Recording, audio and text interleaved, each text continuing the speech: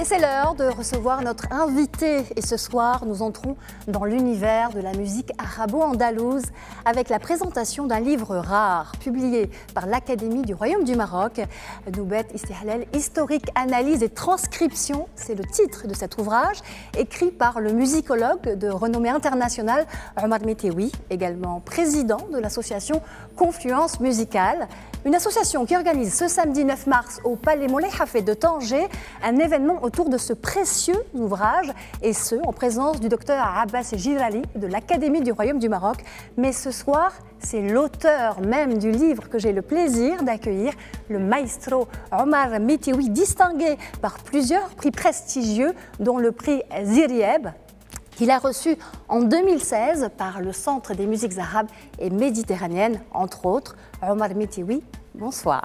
Bonsoir et merci pour l'invitation. Vous êtes le bienvenu.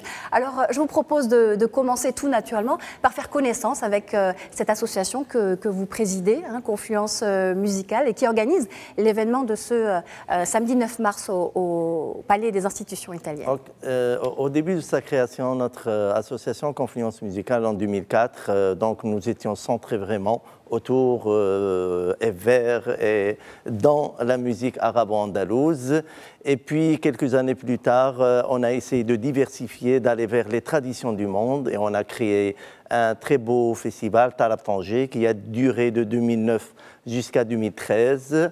Et par après, on a aussi essayé de diversifier, de créer un autre, le forum Tarab al-Ala l'année passée. Et donc, on essaie d'innover et de continuer sur... Mais le plus important, c'est de créer un pont avec surtout l'autre rive de la Méditerranée, l'Espagne, la France, un peu moins l'Italie. Mais pour dire que cette musique, quand on la situe à l'époque médiévale, nous étions tous bercés dans cette Mare Nostrum.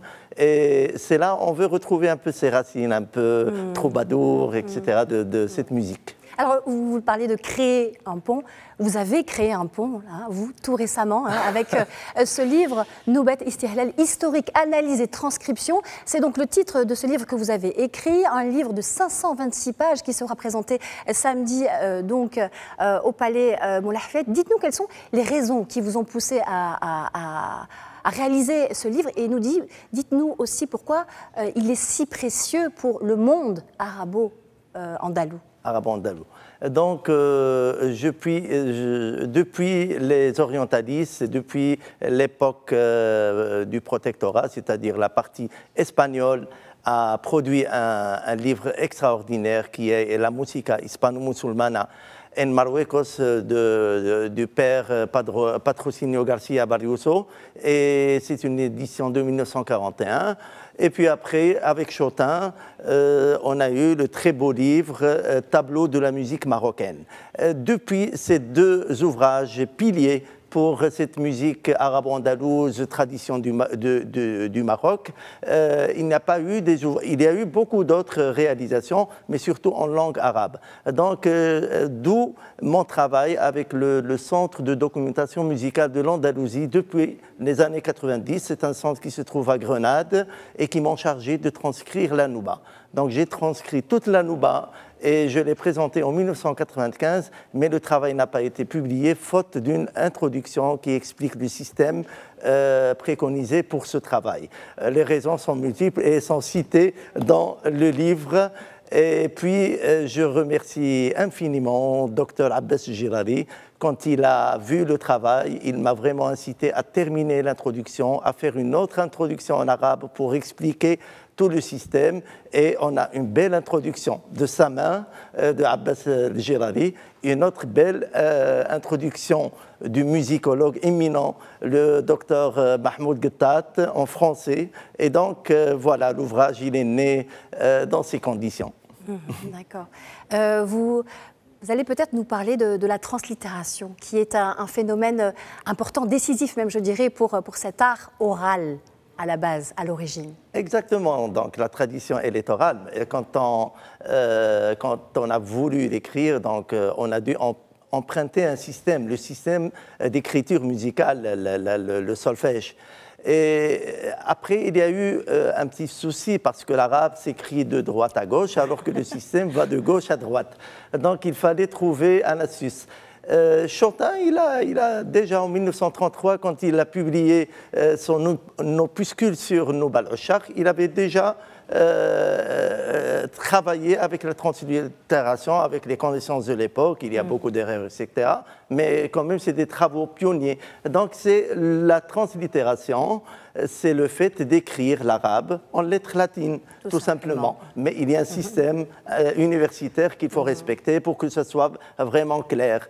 Et je trouve que, comme on a empreint le système de graphie musicale occidentale, pourquoi pas les lettres alphabétiques qui vont de gauche à droite et non pas de droite à gauche comme les lettres arabes. Et là, c'était beaucoup d'années, beaucoup de souffrances parce que le système, il est compliqué, oui, je reconnais. Et puis surtout pour l'arabe classique, le système, il est bien défini. Mais quand on va vers ce qu'on appelle Braoul, c'est-à-dire le langage un peu parlé, le dialecte, que ce soit andalou, le dialecte maghrébin, marocain, là, ça se complique parce qu'il y a moins de vocales et beaucoup de consonnes. Mais bon, finalement, je suis arrivé à me faire convaincre qu'il faut que ce travail sorte et mes amis m'ont poussé à le faire sortir. On n'est jamais parfait, mais c'est une tentative extraordinaire pour tendre la main à l'autre, surtout à l'occidental qui est en rupture avec nos traditions. Oui, c'est une valeur ajoutée maintenant pour le monde occidental, dans la sphère arabo-andalouse. Moi, je dirais que c'est un outil didactique de travail, puisqu'il regroupe aussi bien l'historique, le travail de la littérature, il est expliqué pourquoi les textes, comment les textes, les rythmes, les noubas, etc. Donc tout est là. Et puis la transcription, elle a pris rien que la nouba à l'Istihlal, 362 pages. Alors qu'il y a 11 noubas. Il me reste 10 autres noubas à faire.